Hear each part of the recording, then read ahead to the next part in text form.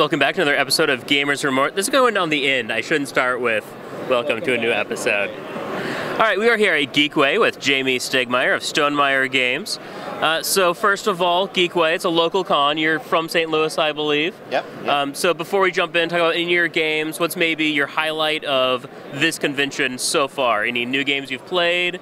Games you've been demoing? What are your initial impressions? Well, overall, I've had a ton of fun at Geekway. Geekway is my favorite convention. You just described it as a big game night, big long game night, and that's exactly what it is. I love that. I try to play a lot of new to me games with a lot of new to me people, and that's consistently been the highlight for me over the course of the convention. I guess one game that caught me off guard was a game called Arctic Scavengers, which has been out for a while. I've never gotten the chance to play it, and I just had a blast playing Nice. it. Yeah.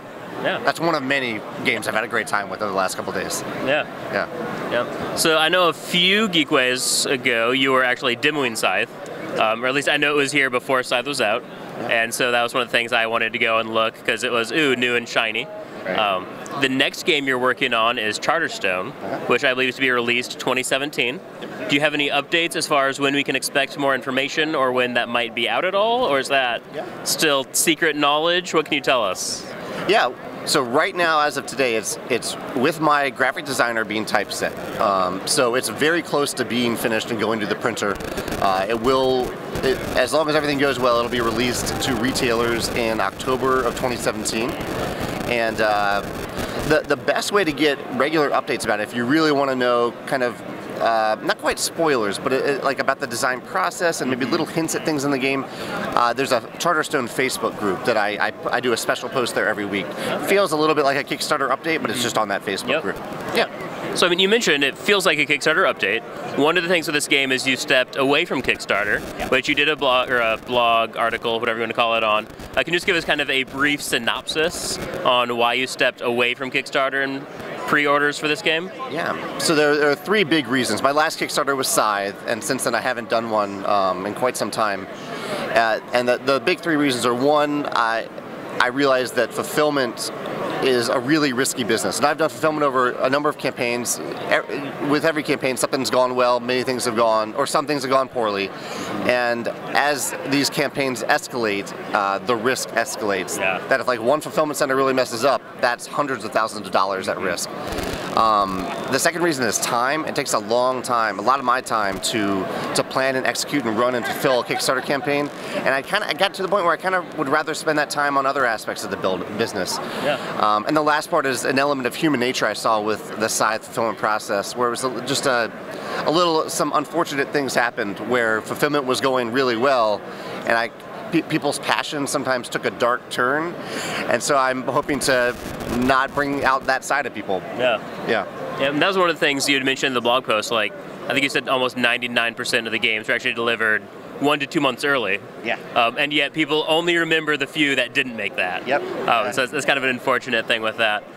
So we'll talk about Scythe here in a little bit. One last thing on Charterstone. It is a legacy worker placement game. And legacy has been something that we've seen a bit of recently with new IPs as well as pre-existing IPs.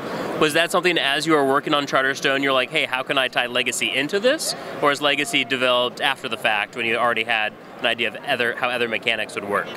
Legacy was in it from the very beginning, with the core idea being that in most games where you're building a village or part of a village, at the end of the game you wipe away those buildings and you start over. It's as if you've destroyed that village. And so I wanted to design a game where those buildings matter over the course of many games. And that's definitely changed the shape of the game, because it means that in game one you're not building 20 buildings like you are in many village building games. You're maybe building 1 or 2 buildings. They become action spaces to use in that game and in all future games. So it's kind of a slow progression of the build, but the worker placement actions, the options are exponentially increasing from game to game.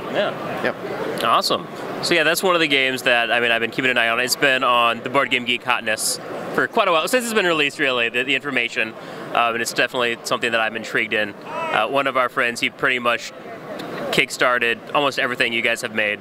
So we're used to like getting them early, and he keeps asking when we'll learn more. So now I can give him some information. With Scythe, we just played it yesterday. again, our guy friend kickstarted it, so we've been playing that for a while. We played it yesterday. I believe it was one of our hosts' first time getting to play it. Okay. But it is slightly different from some of the other games that you guys have made. In more, it's area control. There's some combat. Was that something you guys initially were like, hey, let's try something new? Or how did you guys come about kind of stepping away from what you had done before to create Scythe? Yeah, that's a good question, because you're right. Even my preference as a gamer is to not have a lot of direct conflict in combat. But with Scythe, it was really an art-first design, where I found this art, it captured my imagination. I started working with the artist to further develop that world. And so every step of the way throughout the design process, I wanted to design the mechanisms around this world that was described in the art. And so I couldn't really do that without not having at least some combat. Yeah. In most of the art, there's more the threat of combat than actual like giant battle scenes. Yeah. But I couldn't ignore the fact that these are mechs with giant armaments and weapons. There had to be a little bit of combat in there. Yeah, and that was one of the things too that we really liked as we were playing it, was the threat of combat. And we were playing, we had the expansion with us, and so one of the guys, he was the Eastern Asian faction where he's dropping headed traps, and so it becomes oh, do I want to go for the factory, not knowing what's there? Or do I have to go through here? There's maybe combat. There's 2 mechs sitting there. So kind of the threat of combat was almost more prevalent than the combat itself. That's exactly right. Yeah. Which was really cool. We really liked how that worked. Nice. With adding the expansion, like when you look at the board, you can tell, oh, there's more expansions coming, because they had the 2 faction locations there. Is that something you guys think a lot in developments? Like with Charterstone, are you already thinking of expansions down the road at all? Or is that something if you see a game successful, you start thinking about expansions? Yeah, that's a good question. It depends on the game. For Scythe, you're right. We definitely had in mind that we wanted to design 2 factions. Even after the Kickstarter, I hadn't designed those factions yet. I just knew where they would start out. Okay. Yeah. Charterstone is a bit unique because it's a legacy game and it's very much self-contained. So every idea I've had for Charterstone that works and is fun is in the game at some point and can be unlocked at some point in the game. So I don't think there will even be promos for Charterstone. I think it's just going to be like the game is what you get. It has metal coins in the box, so like one of the components is already decked out inside the box. Yeah. But yeah, it really depends on the game to game. Sometimes I have expansions idea up front, but usually I try to put everything that I think is really great and fun into the core game itself. Yeah.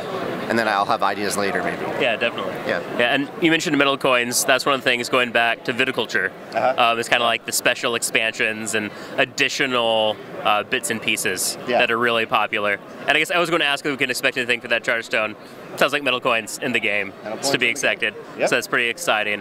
One of the things I was curious about, with Viticulture, there's the Essential Editions now, which had expansions handpicked by, I want to say it was one of the Bauzas or Bruno's? Rosenberg. Yeah. I'm curious, how did you guys get Rosenberg to go through and kind of handpick these expansions? How did that come about?